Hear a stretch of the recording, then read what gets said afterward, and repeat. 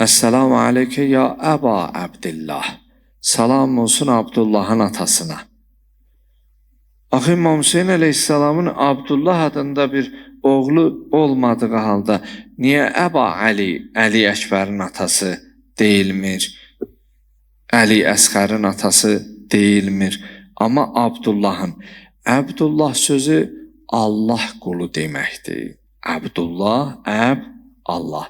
Allah bəndəsi.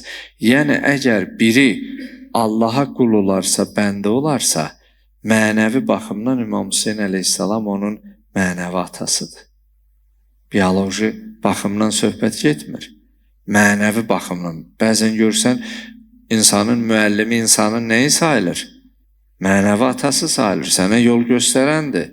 Əlindən tutub, məsələn, görsən birinin birinə yaxşılığı keçəndə, o haqqı itirməyən, dud-çörəyi itirməyən insan, görsən təşəkkür eləyəndə deyir ki, sən mənə ata əvəzi olmusan, sən mənə qardaş əvəzi olmusan, elə sən mənim atamsan.